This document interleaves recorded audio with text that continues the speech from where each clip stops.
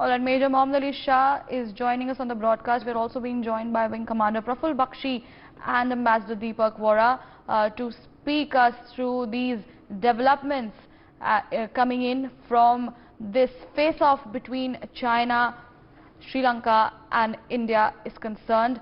I come to you, Major Shah, first. How do you view these developments coming in, wherein the Chinese spy ship docks itself at the Hambantota port on Sri Lanka's southern coast? The Chinese foreign spokesperson, Mr. Wang Wenbin, he has said yes, they would be coming over to Hambantota, but he hasn't disclosed any further details.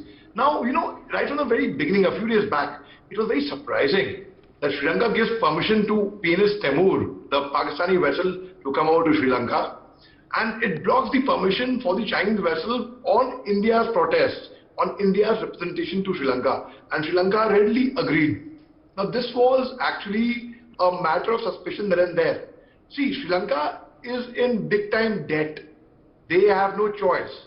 I agree. But then Sri Lanka should have kept us in the picture, in the right picture. They shouldn't have hidden the facts from us. And that time only, if you remember, I had analyzed that, no, I feel the Sri Lankan vessel will come. They will only change the route.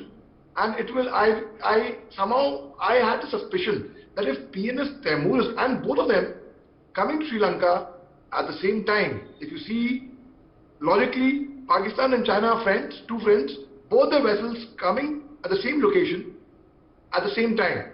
Now, do we call it a coincidence or do we call it a larger picture? Something definitely was planned over there. Now, Sri Lanka has repeatedly insisted that it's a research vessel, but it is not.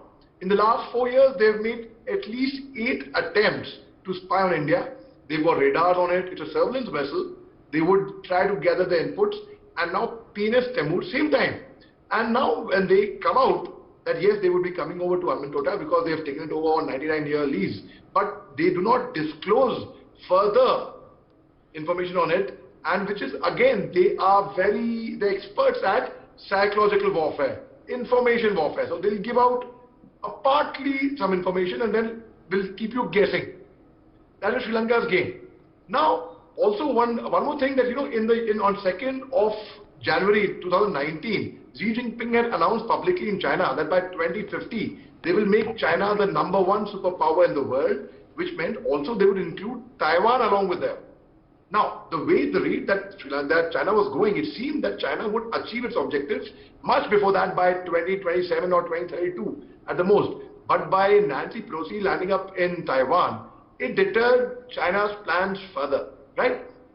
So I again would say that speech given by Xi Jinping on 2nd January 2019 to be a part of his larger strategy, which is psychological warfare, information warfare.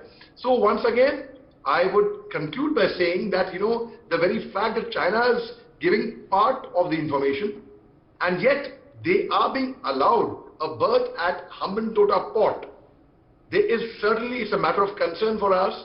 It's a matter of our security, because they have, and it has a range of 750 kilometers. The radars can actually spy. They can actually look to that extent. 750 kilometers is a long distance with radars on it. So it is a matter of concern, and I am concerned of the fact that Chinese vessel is coming over to our neighborhood, in fact. Major Shah. All right, Major Shah. It was a pleasure to be on NewsX, to learn from you, to learn from Wing Bakshi, to learn from Major Mohammed Ali Shah and my outstanding colleague, Ambassador Suresh. Go ahead.